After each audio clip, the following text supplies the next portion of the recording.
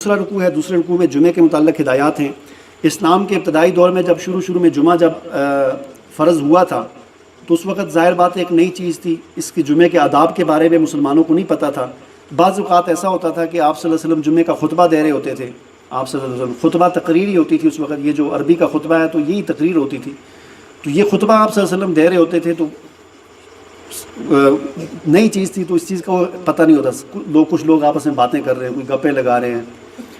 کوئی جو ہے دل کرتا ہے اٹھ کے باہر چلے جاتے ہیں، اس طرح کے سلسلہ ہوتا تھا، کوئی توجہ سے نہیں ہوتی تھی۔ اس حوالے سے ہدایات دی گئی، خطبہ جو ہے نا یہ بڑی اہم چیز ہے۔ جمعے کا خطبہ صرف جمعے کا خطبہ ہو یا ویسے بھی یہ بھی درس ہے تو یہ بھی اسی طرح سمجھ لیں آپ، اور خاص طور پر جمعے کے خطبے کی بات ہو رہی ہے کہ مسلمانوں کو یہ سمجھایا گیا کہ بڑی اہم چیز ہے، اس میں تم نے باتیں نہیں کرنی،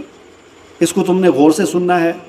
اور ایک واقعہ اس طرح کا ہوا تھا کہ مدینے میں کھانے پینے کی چیزیں ختم ہو گئی تھیں اور جمعے کا دن تھا، آپ صلی اللہ علیہ وسلم خطبہ دے رہے تھے اور باہر اچانک پتہ لگا جی قافلہ آ گیا، سامان آ گیا، وہ سارے لوگ مسجد چھوڑ کے سارے باہر دوڑ کے کہیں عثمان ختم نہ ہو جائے، صرف 2-4 صحابہ کرام رہ گئے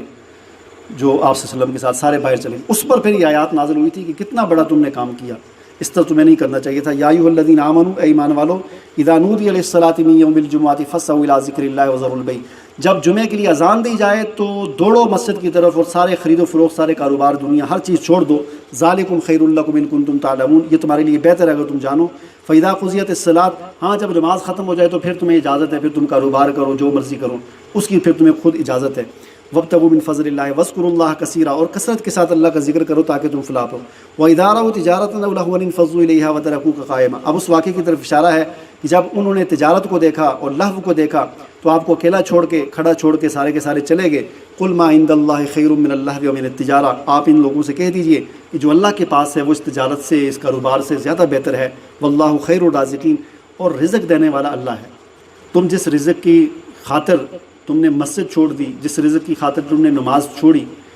تو یہ ذہن میں رکھو کہ خیر الرازقین اللہ ہے۔ یہ آیت لوگوں نے دکانوں پہ تو لکھی ہوتی ہے واللہ خیر الرازقین، شاید اس کی برکت سے ہمیں رزق مل جائے گا، لیکن جو اس آیت میں جو بات سمجھائی گئی اس بات کو کوئی سمجھنے کی کوشش نہیں کرتا۔ اب یہ آیت دیکھیں کہاں پر آ رہی ہے کہ لوگ مسجد کو چھوڑ کر، حضور کے خطبے کو چھوڑ کر تجارت کے پیچھے بھاگ گئے، باہر پتہ چلا جی وہ قافلہ آ گیا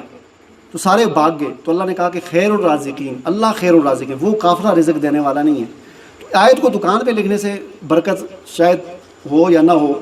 اس کے مفہوم پر عمل کرنے سے ہوگی کہ ہمارا یقین یہ نہیں ہونا چاہیے کہ دکان سے ہمیں رزق ملے گا۔ یہ آیت یہ سمجھا رہی ہے کہ دکان سے رزق نہیں ملے گا، یہ آیت یہ سمجھا رہی ہے کہ رزق اللہ دے گا۔ تو یہ بات اس آیت سے سمجھائی جا رہی ہے کہ رزق دینے والی ذات اللہ کی، ہمارا یقین اللہ پر ہونا چاہیے، کسی قافلے پر، کسی کاروبار پر، کسی دکان پر، اس پر ہمارا یقین نہیں ہونا چاہیے۔ اللہ تعالیٰ سے دعا ہے کہ اللہ تعالیٰ عمل کرنے کی توفیق عطا۔